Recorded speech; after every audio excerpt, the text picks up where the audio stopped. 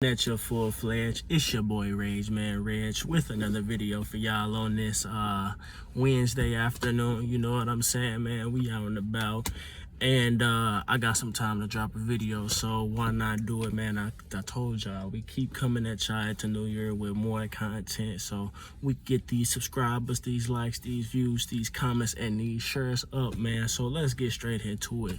This video is gonna be, you know, it's about basketball. Y'all know we love basketball talk. You know, we love sports talk, which it goes into deeper topics. You know what I'm saying? So, here another sports talk for y'all, man. So, the title of this video is gonna be "It's Levels to This," and we all know it's levels to everything, man. It's levels to how good somebody is in a particular sport. It's levels to understanding when it comes. Considering a lot of factors, considering age, considering gender, considering experience, considering non-experience. It's a lot of levels to a lot of different things. And this particular topic, we talking about super teams. Now, if y'all know what, y'all know, y'all watch sports. So for the people who don't know what a super team is, I think it's two, in my personal opinion. That's my personal opinion watching sports as long as I've been watching sports. There's two definitions of super teams. One definition of a super team is a team that's their talent is like it's perfect from top to bottom. Like a super team when it comes to players, it's accolades or their previous play. For example, the 1973 New York Knicks, for example, that's a super team. That's the first definition of a super team. That's like a perfectly stacked team. You got Walt Clyde Frazier, Earl the Pearl Monroe, I think Dick Barnett, Dave DeBusschere, Jerry Lucas, Willis Reed, Phil Jackson. That team was stacked, and they beat the Los Angeles Lakers in 1973 to win their second championship. Again, the Wilt Chamberlain, Jerry West, defending champions from the previous season, they beat them in 5 games and retired Wilt Chamberlain. That was a super team. That New York Knicks was a super team. Or you got even a better example. You got the dynastic Boston Celtics of the 1960s. That was a super team. That was a perfectly stacked team. But there was no free agency. So whoever had the good players had the good players. So that's why they won 11 championships. They were a super team, man. And you become a super team by winning, obviously. You become a super team by winning. But, like I said, these teams were perfectly stacked. The 1960s Boston Celtics team had Bill Sharman, Bob Cousy, Bill Russell, Tom Heinsohn, Tom Sanders, K.C. Jones, Sam Jones. Boy, that team was stacked, but I love that. That's arguably the greatest dynasty in American sports history. But I'm gonna make a video about them, honestly, because people sleep on them 60s Boston Celtics teams, man. But that's the first definition: a perfectly stacked team from top to bottom that wins. And you got the second definition of a super team, which we've seen a new incarnation of super teams in the NBA because, well, I'm using super team as it relates to the NBA. We've seen a new incarnation of super teams created by LeBron James in 2010 with the Miami Heat. This is the second definition of a super team. The second definition of a super team is a purely stacked deck with two or more players in their prime. Now, when I say stacked deck, we know what a stacked deck is in a card game. You know what I'm saying? I referred to this in my Last Resort Lakers video. You can check that out. I'm gonna drop that in the description below. You know what I'm saying? So we know what a stacked deck is. It's when all your cards, you got the ace, you got the king, you got the jack, you got the joker, you got all that. That is the second definition of a super team, a completely stacked deck with two or more players in their prime. Like I said, we seen the new incarnation of super teams in 2010, with starting with LeBron James, when Chris Bosh took their talents to South Beach to team up with an already NBA champion, Finals MVP, and scoring champion the year before, Dwayne Wade. So they essentially learned to win the championship with Dwayne Wade because he was already a champion, but they all came together and stacked the deck to win the championship. You know what I'm saying? So that's the new incarnation of super teams. We seen, and following that, we seen it with KD blowing a 3-1 lead to the Golden State Warriors in 2016 with the Oklahoma City Thunder. Then free agency in 2016, he joins them. In reality, it was a perfect move for the team and him. They really evened it out when the 2016 Cleveland Cavaliers came back 3-1 on the Warriors in that finals. They really evened it out because the Cavaliers was a super team, but the Warriors were a super team as well. And they the following year, they had one of the greatest playoff runs in NBA history, winning the NBA championship. And that 2017 Golden State Warriors, I'm not a fan of them myself because it was just too easy, but they are a top 10. They are one of the top 10 greatest teams in NBA history. That's just my opinion. Well, we seen it with them. We seen that new incarnation of super teams with them.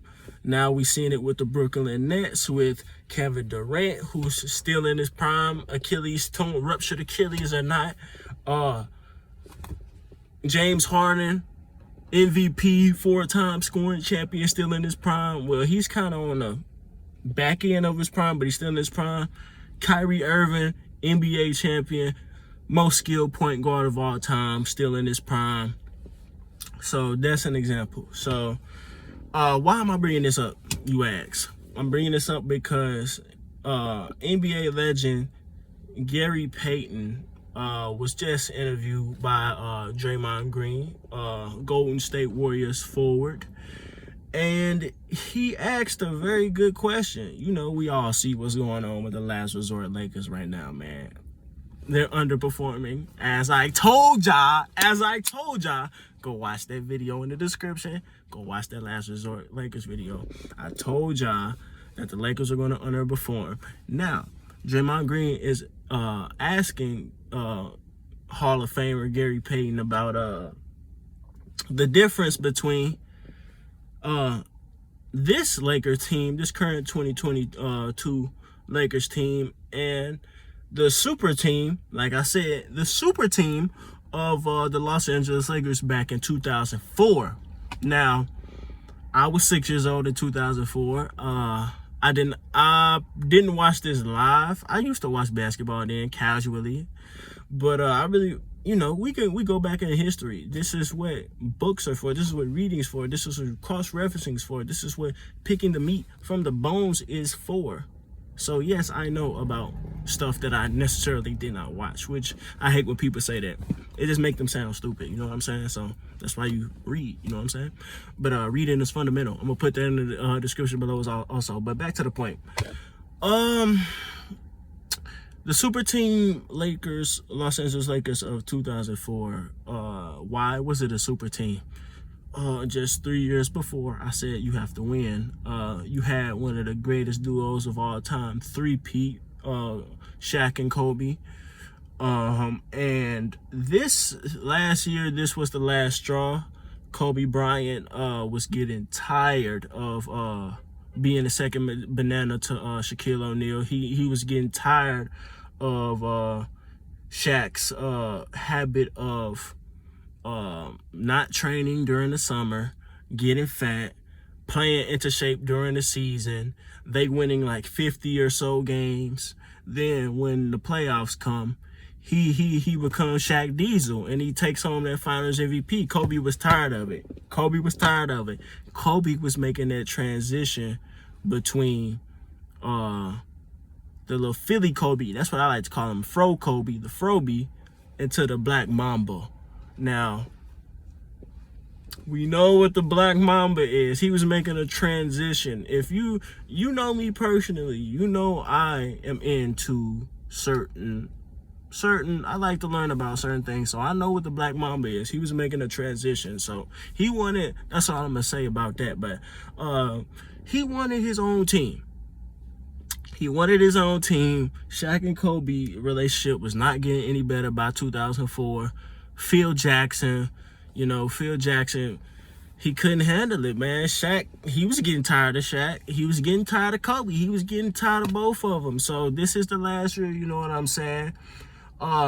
It was a habit at that time. It's still a habit now where certain players, certain Hall of Fame players, on the back end of their careers, they get out of their long contract with the team they've been with for years. Then they go buddy up with somebody on another team to win the championship in their last hurrah. And that's exactly what Utah Jazz forward Karl Malone and not even Seattle Supersonics, I think Milwaukee Bucks, he was becoming a journeyman at this time. Guard Gary Payton did in 2004. They were both free agents, and they went there. It was the same.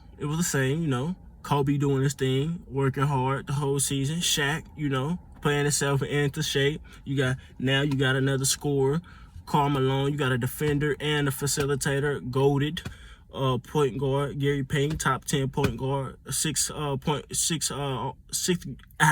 greatest point guard of all time in my opinion. They make it all the way to the finals. You know what I'm saying? Then it all climaxes here. Kobe Bryant, who's not a top 10 player of all time. Kobe Bryant cost them the series. Kobe Bryant single-handedly cost them the series. He was tired of being second banana to Shaq. He wanted that Finals MVP. He was going to get it one way or another. I think he shot... excuse me. I think he shot 36% from the field and like 17% from the three-point line. So he was Kobe. When certain players have certain games that just epitomize their careers, good and bad. That was bad. That was the worst performance of any superstar in finals history outside of LeBron James in 2011. He single-handedly cost them the game. Shaq dominated. The Pistons, let's give the Detroit Pistons of the year credit too, because they had a game plan, which was have Kobe take all the shots. Ben Wallace, he guarded Shaq well. Shaq dominated, but Ben Wallace could always guard Shaquille O'Neal. So they end up losing in 5 games. Gary Payton still ringless. Karl Malone retires without a championship. And that's that. Now, to answer Draymond Green's question, what's the difference between that super team of then and this super team of today? The difference is simple. That team was good, and that team didn't intentionally stack the deck. So, unlike LeBron James, we know he got the LeGM nickname that people sleep on when it's convenient. Everybody on this team, he wants them on his team. This was not Kobe Bryant's call to have Gary Payton and Karl Malone on his team. If you go back and do your research back in the day, him and Karl Malone throughout the season were having beef also, because Karl Malone tried to hit on Vanessa Bryant several times after being told to stop. But that's a whole nother conversation for another day, man. They had issues. Phil Jackson and Kobe had issues. Phil Jackson and Shaq had issues. Shaq and Kobe had issues. Kobe and Karl Malone had issues. It just didn't work. It was the chemistry. It was the actual chemistry that caused them to lose. And they made it all the way to the finals. So it was successful, but Kobe was tired. Kobe was sick and tired. So this Lakers team of today, you know, LeBron James likes to say that it's chemistry that's causing them to underachieve like most of his super teams too, but that's not it. You want to know what it is? It's the LeBron James system. We know what the LeBron James system is. That's in capital letters. The LeBron James system. The LeBron James system is he brings the ball up the court. He's the point forward. He's gonna the LeBron James / Oscar Robertson / Russell Westbrook / well, it's really the Oscar Robertson, LeBron James, Westbrook, Harden, Luka Doncic system, which is this whole system is centered around him. He's going to play whatever kind of ball he wants to. He needs some outside shooters. You know what I'm saying? And he's going to get his numbers, period. This style basically is centered to glorify one person. Everybody else becomes supplemental characters. Not even what they used to do. They become spot-up shooters. Look at Chris Bosh. Look at AD. Look at Chris Bosh, look at AD, look at Kevin Love, look at D Rose, look at D Wade, look at Isaiah Thomas, look at Rashard Lewis, look at everybody, look at Shane Battier, look at all these people. You know, they become spot up shooters, you know what I'm saying? And everybody's productivity decreases. You know, we already know Russell Westbrook is on the back end of his career, but he's getting worse. He's getting worse playing with them. He got Russell Westbrook, who he asked for, and it's not working. It's not working now. LeBron James is running center for the rest of the season as he wants, and I think the reason he's running center for the rest of the season, unlike point guard, instead of point guard, and he's letting Russ bring it up, or Malik Monk, or, well, they don't have Rondo anymore, but he's letting the other guards bring it up for two reasons. One reason is to pass Kareem Abdul-Jabbar in scoring.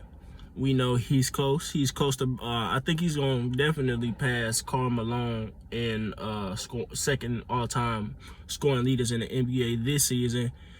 And with him being off the ball, they just give him a little bit more, you know, freedom to just take more shots. And we see he's in this MVP race, this scoring champion race with KD right now. He's the second leader in scoring right now, and he's definitely looking to lead the league in scoring, so he and his fanboys in the media can say, I'm gonna have to, hold on, god damn, I'm gonna call you back, but yeah, so his media can say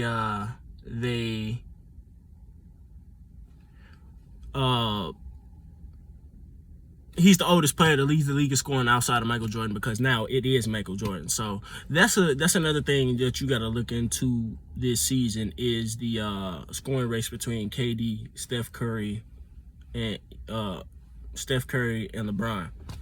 And the second reason is because he's old. He's old. He can't bring the ball up the court no more. But unfortunately for him, he picked Russell Westbrook to be his point guard. That's who he picked. So, I just wanted to put my input on that, man. That's the difference between those two super teams, man. Like I said, it's levels to super teams. You have, because there's always been super teams in the NBA. You have the organic super team, 2004 Lakers, which is honestly one of my, I'm not even a Lakers fan, but that's one of my personal favorite Laker teams. The 2004 LA Lakers super team and the 2022 LA super team. You have veterans who joined up to get a championship with two other players in their prime, Shaq and Kobe. And you have a bunch of misfit Hall of Famers, Westbrook, Melo, Rondo, Dwight Howard, LeBron, who are all playing for their own separate reasons, to get triple doubles, to jab step, mid-range shot in the middle, or get all-time stats. They're all playing for themselves. So that's just a quick video for y'all, man. Raise Man Reg. Like, comment, share, subscribe. Drop what you think below, man. Do you think the era of super teams is over? The era of inorganic bunnying up super teams is over, because we see these super teams, they don't dominate. We had the Golden State Warriors win 2 in a row, but that was pretty much it. You got the Raptors that won a championship. You got the Bucks that won a championship. You know what I'm saying? So just let me know. I'm out.